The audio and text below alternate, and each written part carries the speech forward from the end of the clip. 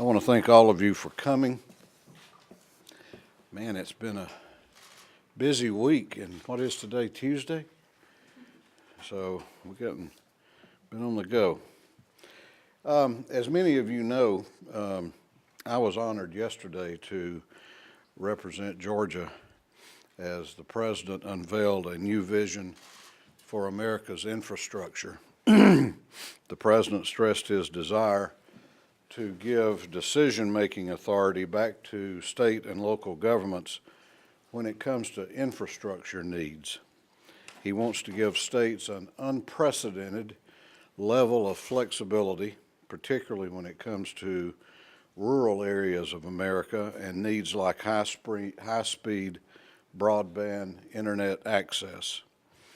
The president understands the need for all levels of government and the private sector to work together in investing in America's infrastructure.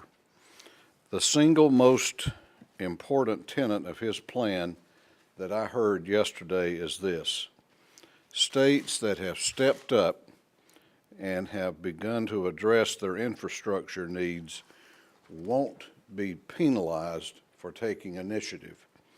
They'll be rewarded. That's all good news for us, because unlike other states, Georgia has not waited for someone else to build our future. On the contrary, in Georgia, we've been hard at work strengthening our infrastructure over the last several years. In 2015, we passed the Transportation Funding Act, HB 170, which modernized transportation funding in Georgia. We have been working with our federal partners to deepen the Savannah Harbor and improve access to the nation's fastest growing container port. To date, the state of Georgia has committed more than $250 million to that project, with another $35 million in this year's budget proposal.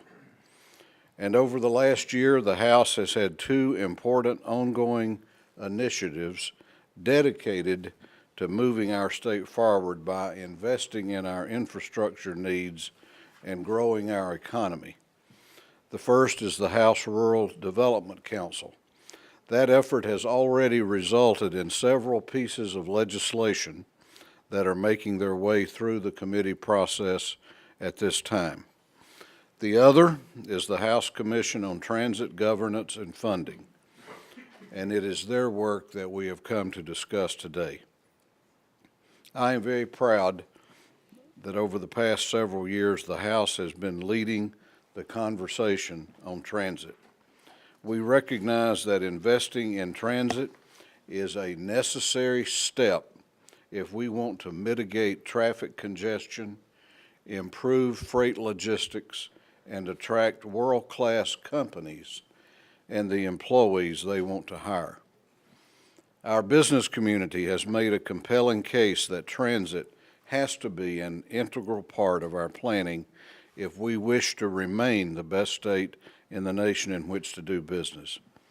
But more than that, particularly in our metropolitan Atlanta region, transit is about quality of life.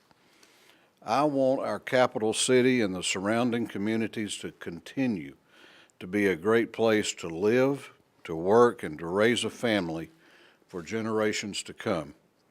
Transit is one of the ways we can achieve that goal. I want to stress a couple of points to you.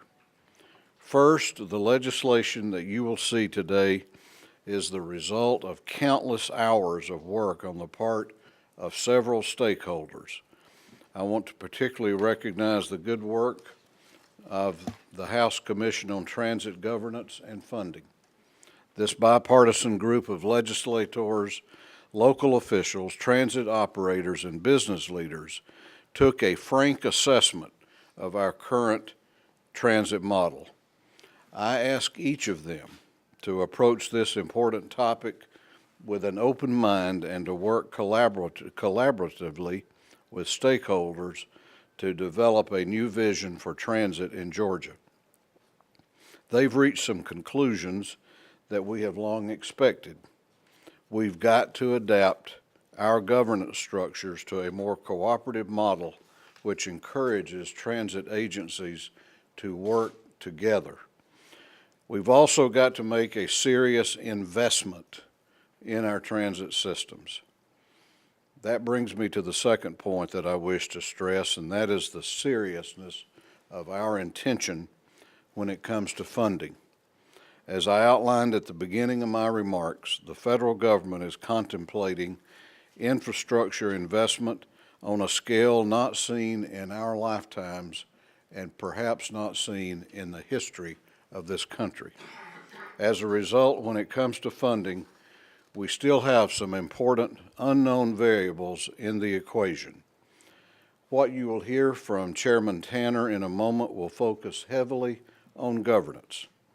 As for funding, we will continue working with our colleagues in the Senate, with the governor, as well as with our state, with our local and federal partners as we develop a state funding model.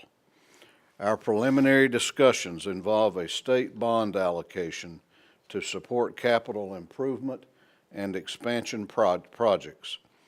These discussions are ongoing, and I hope that our partners in this process will continue working with us to move forward toward a consensus. You have heard me say repeatedly since early in the session that we have some important issues that we have to confront as a state. I know that sometimes the tendency is to say, let's wait and do this next year.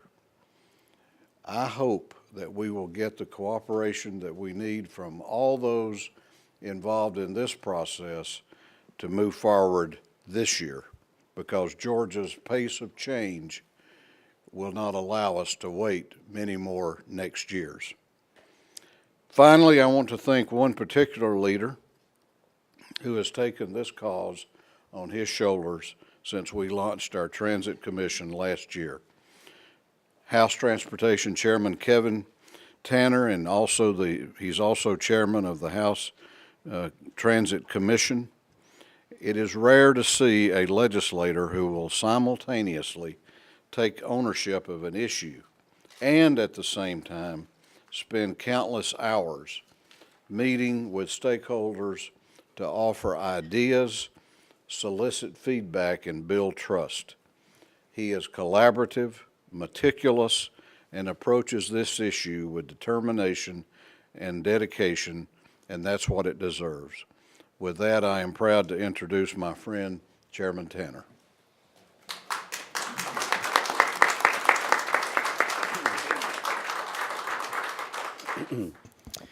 Thank you, Mr. Speaker.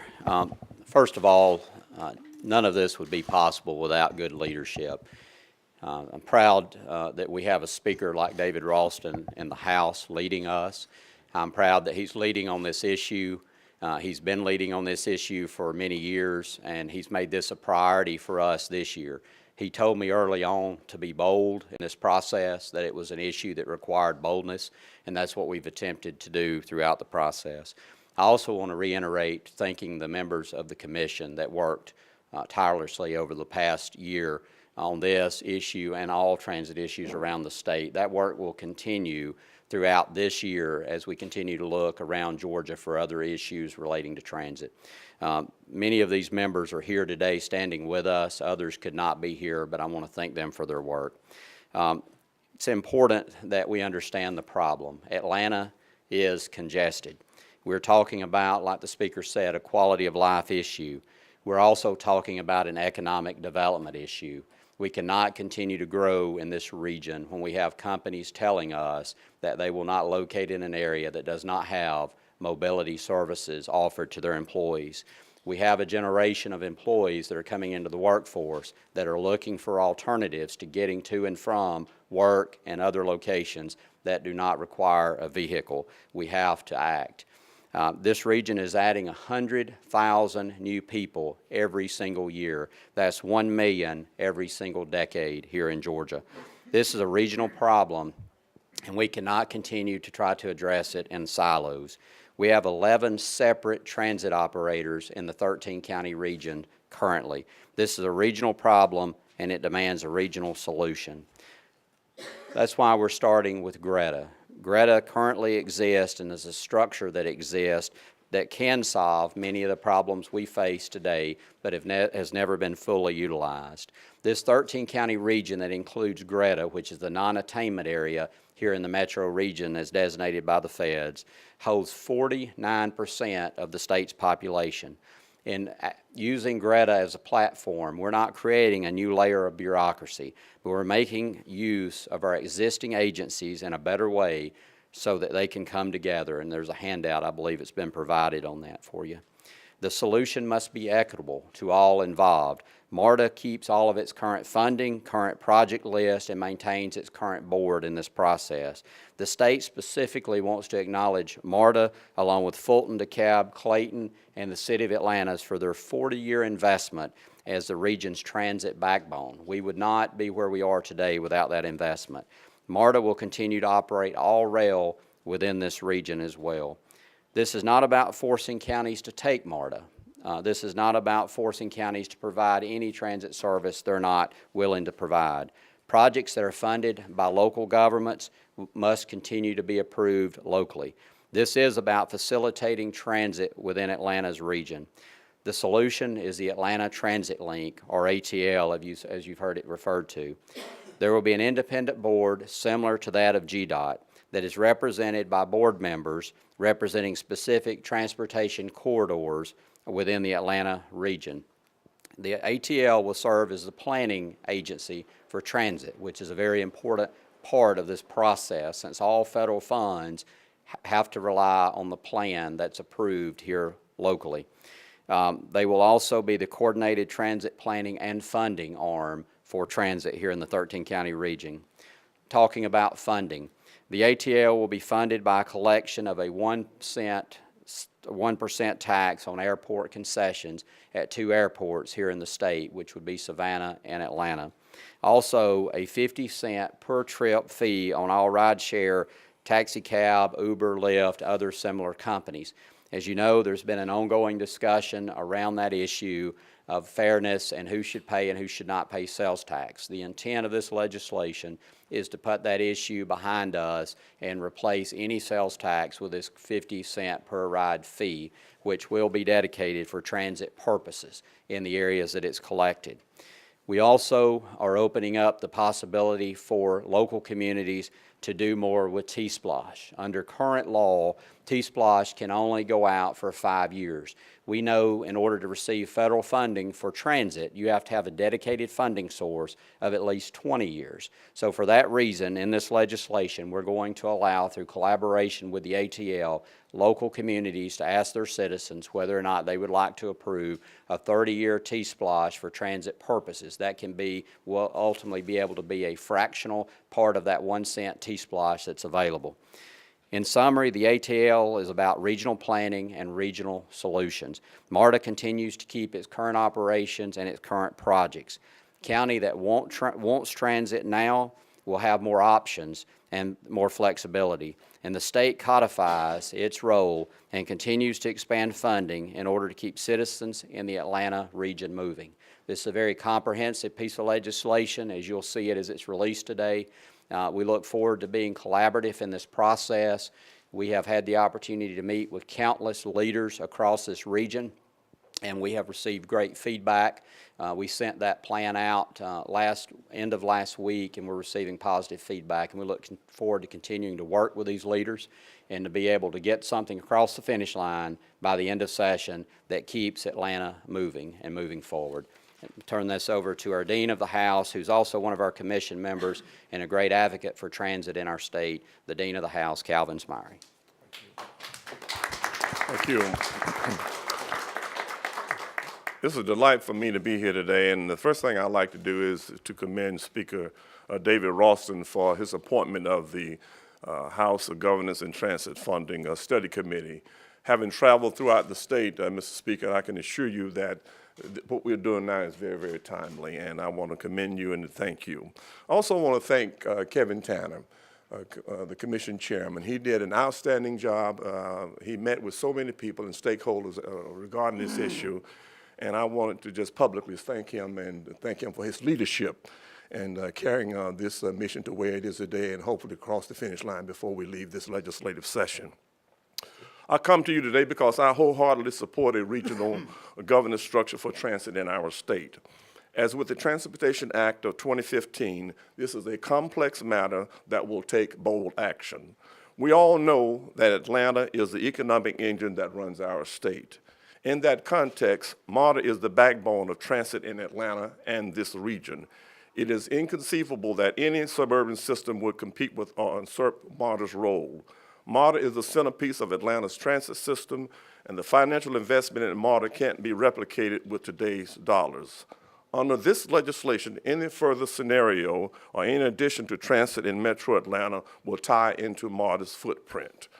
With the understanding that MARTA's existing system is here to stay, then the public needs to look at the protections in this bill that ensure the investments by Fulton, DeKalb, and Clayton County citizens and governments are respected by the new regional entity, and this bill protects existing stakeholders. MARTA's existing system is here to stay. Lastly, the entire purpose of this bill is to produce more transit riders. The General Assembly has an historic opportunity before us with this legislation in that the state will be committed to a dedicated, recurring revenue from the state with additional capital resources contemplated and expected. Now is the time for us to act. So as a member of the commission and a member of the Georgia House of Representatives, I stand ready to assist and to push forward this massive and comprehensive study and to take bold action as a state legislator to make sure that this legislation is passed here today. And I want to thank the other members of the commission for being here as well. Thank you very much.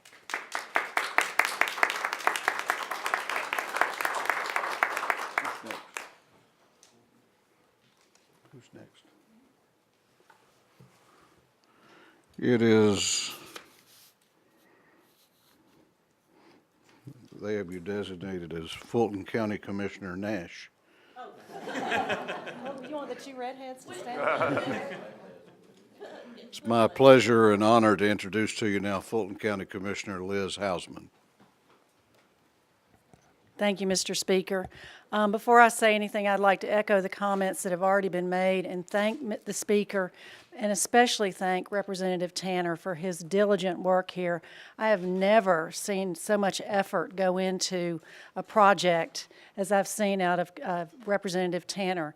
He has worked tirelessly on this, and he doesn't even live in the area that's being recommended here. So hats off to you for all that good work to get us out of our gridlock. I'm going to be brief. I just want to say, as a representative of one of the counties that has invested in transit for over 40 years, we recognize that we cannot do this alone, that we're still in gridlock, that we need to have a regional system that is broader than just the counties that are currently in the transit system if we're going to keep Georgia moving forward. So I support this 100%. I'm sure it's got some work to be done in the process between the House and the Senate, but I stand committed to help make this happen this year. So thank you very much.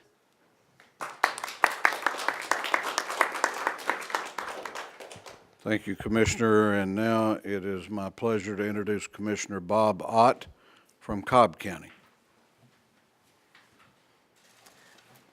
Thank you, Mr. Speaker. The proposed legislation is a positive step forward in addressing Cobb's transit issues on a regional manner. We want to thank Speaker Ralston and Chairman Tanner for their hard work. We look forward to continue working with both of them to find mutually beneficial solutions to our acknowledged transit challenges, especially those in the southern part of the county. So I stand here committed to continue working with Chairman Tanner and the Commission to make this happen. And last but not least, the Chair of the Gwinnett County Commission, Charlotte Nash.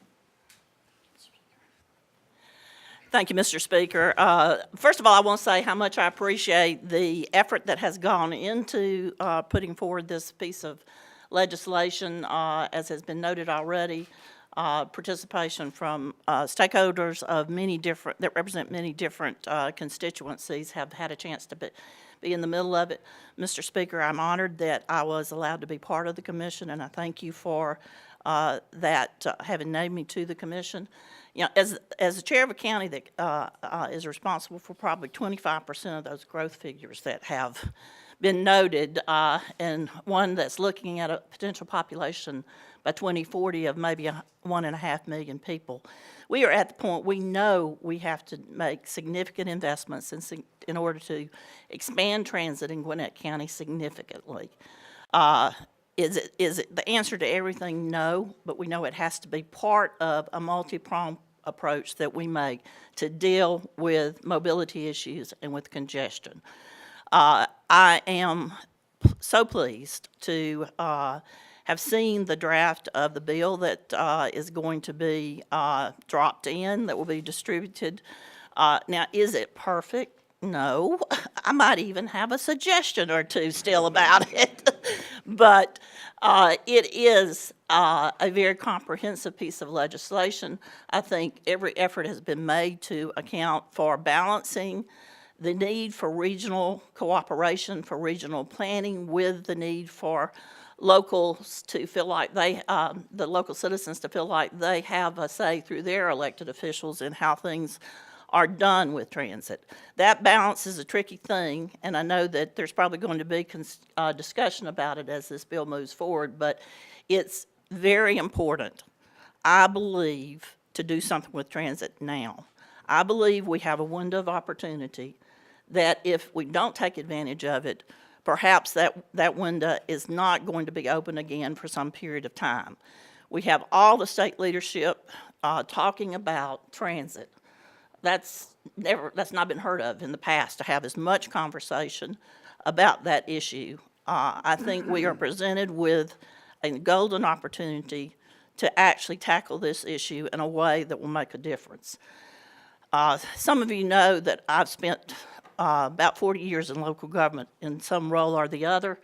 I always say the best piece of legislation ever passed by the state legislature was the special purpose local option sales tax that allowed counties and cities a chance to address their capital needs without having to issue debt if they chose not to. I also point to House Bill 170 as a wonderful piece of legislation that has done great things for the entire state of Georgia. I'm going to venture to say that people in the future, if we manage if the legislature actually passes a legislation that's based on this bill and what happens through the legislative process to get people's agreement, I believe we have an opportunity that in the future will be viewed to have been as important as that first SPLOST legislation that was passed, as important as what's being done for our road networks with House Bill 170. And I am so appreciative to the effort that has been said, Chairman Tanner's put into this, despite the fact that he doesn't live or represent people directly in this, what's being proposed to be the area covered by this transit governance ATL. But he sees it as something that's important for the entire state. And Mr. Speaker, again, thank you so much for your leadership. And I'm going to hush now and just say I'm ready to do whatever I can to help with this piece of legislation. I don't have a vote, but maybe I can talk to some of the people that do. Thank you for letting me be part of it.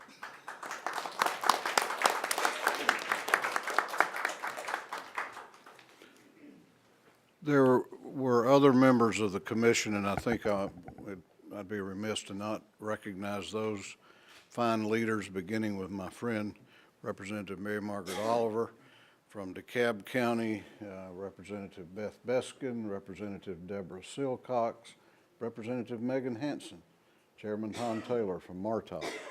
Who did I leave out? That got all the legislators and are they here? No. Okay. So with that, we'll be happy to take a question or two before we go. Yes, John. Mr. Speaker, two questions, if I might. First of all, the time frame.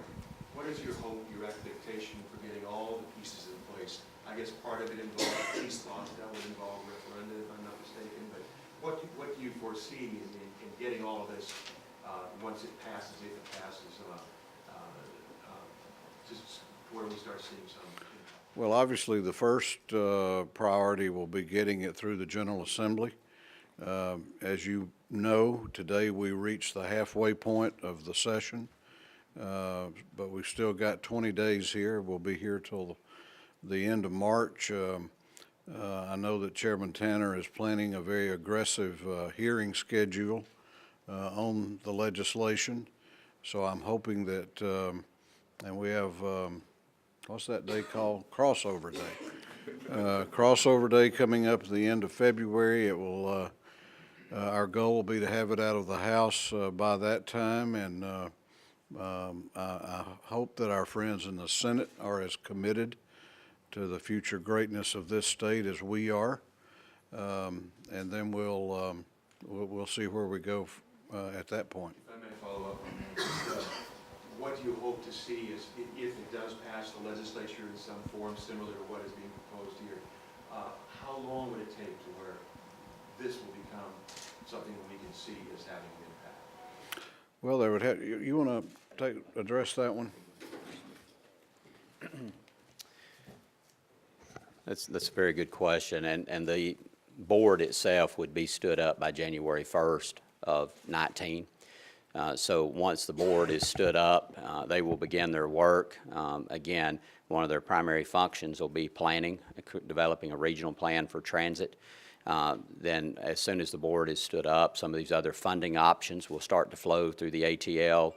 The ability to do T-Splosh out beyond 5 years will be offered to the counties around this region. Also, the other dedicated funding sources we talked about would be available through the ATL for distribution to our partners. But I would anticipate you'll see this move very quickly. We're hopeful, one of the reasons that Chairman Nash and Commissioner Ott serve on the commission is we know that Gwinnett and Cobb are very important partners in this conversation.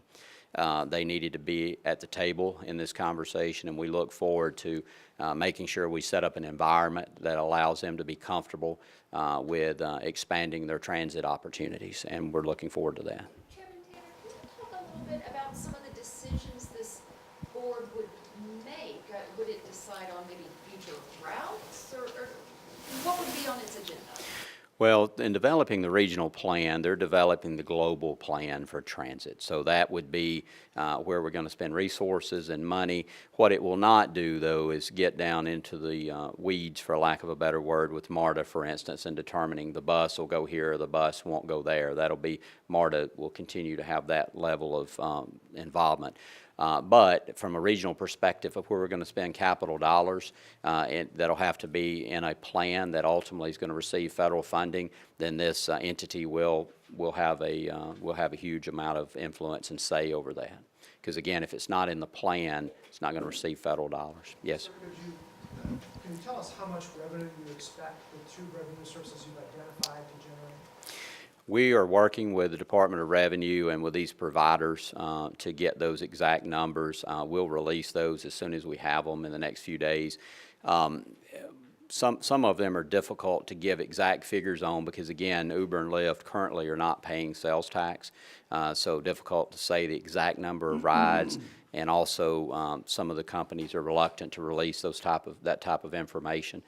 So we will be able to give you some very close numbers very soon. Tens of millions? Yes, we spend as a state less than $10 million on transit. I would anticipate these dedicated funding sources we talked about are going to be in the 40 million or so range. But again, those will be those exact numbers will have to be determined. The way you're funding this makes it look like it can be more flexible, like you could have parts of counties be involved in this, because it sounds like you're not relying on a county-wide T-Splosh, rather you're relying on these other sources of funding. So am I right, number one, and how would that work, number two? Well, when it comes to local tax dollars like T-Splosh, for instance, you have to collect that county-wide unless you're in one of the MARTA counties, which will allow you to not necessarily have to go with uniformity. There's the uniformity clause in the Constitution has some control in this area. The provision in the Constitution that created MARTA says that uniformity shall not apply. So it allows us more flexibility in the 5 counties specifically mentioned in the MARTA Act. But there are opportunities for counties to contract. The ATL will be able to contract with counties, with cities to provide service. They'll be able to contract with multiple counties to provide service. They could also work with 2 counties who wanted to create a joint project together, and the ATL could be the bonding entity. Those funding could come from the local government to the ATL as a dedicated funding source. So there are a lot of opportunities, options on the table once the actual ATL is stood up. Yes? And having said that, how do you foresee public support changing now from what it was earlier with earlier T-SPLOST types of proposals that went down to defeat? Well, the T-SPLOST proposals that went down were regional T-SPLOST. And I think one of the biggest concerns we heard was the money is going to be used somewhere else. This money would be used locally. So if a county like Gwinnett decided they were going to do a T-SPLOST out for transit purposes, then the local Board of Commissioners would have to agree on the front end of where that money is going to be utilized, how it's going to be spent. Now, the ATL would also have to contractually agree to that, so that we're making sure this has is in compliance with that regional plan. But I think the difference here is the Gwinnett County voters in that case would be assured on the front end that this money's staying in Gwinnett County. But it has a regional significance because, again, we can't operate in silos. So those counties could decide whether to operate it themselves or contract with the ATL and they would operate it. Is that what you're saying? If they're going to go out 30 years, all of that would have to be in place before they would be allowed to go out the 30 years. That's correct. So, and from what I've understood, MARTA, if it's rail, say rail was extended to Gwinnett, MARTA would still control that, but Gwinnett may want to control its own buses still. Well, our hope would be as this thing progresses and with federal funding flowing through this entity, that ultimately we would be able to narrow those operators from 11 operators down to a much smaller number. I think that's important. We're being pretty inefficient having 11 operators in a 13-county region. So one of the desires of this, and again, through the planning process and through the fact that the federal funds will flow through this entity, which is important, I think we'll be able to encourage less operators, which will make a more efficient system. And again, whether or not a county operates its own system, if they're using local dollars that are not the T-SPLOST money going out 30 years, it's completely a local decision. If they're going out to 30 years, then that'll have to be something they negotiate with the ATL. Chairman Tanner. Yes, ma'am. The goal you said is to increase transit ridership. What do you think is going to convince the public that, for example, MARTA is an attractive option? What is going to change their behavior, make them think, okay, this is something I want to do? Well, I think the dean was the one that made that comment, but I agree with him. I think that one of the things that's happening is just the shift in the generational shift that we're seeing here in Atlanta and across the region. I know I have quite a few daughters, and they're not as interested in driving, for instance, as I was at their age. And so they're looking for alternative transportation. So I think that's number one. I think number two, MARTA has done a good job, and I want to give a great deal of credit to Keith Parker, who is no longer with MARTA, and their chairman, Robbie Ash. They've done a good job changing the view of MARTA in the region, and that's improved over the last several years. I think that helps. But I think the most important thing is we have to provide the service in the areas that people need to get to. And one of the things that we're encouraging GDOT and others to look at is we're building our managed lanes around Atlanta. Looking at how can we take advantage of those lanes for bus rapid transit. Bus rapid transit is a way that's much less costly than rail, and we're building managed lanes and talking with our federal partners about how can we cooperate with them from a funding perspective to provide BRT in these managed lanes. Again, that way as a rider, someone that comes from the north part of the county, if I get on a bus rapid transit bus at Windward Park, then I pretty much know exactly what time I'm going to arrive at my destination because I'm operating in an express lane that always runs the speed limit. So I think it's all of those factors will increase ridership, and we're continuing to see that. So. A little bit about discussions across the hall. There's another chairman with another transit bill. Are sort of your team and his team talking? Do you anticipate cooperation?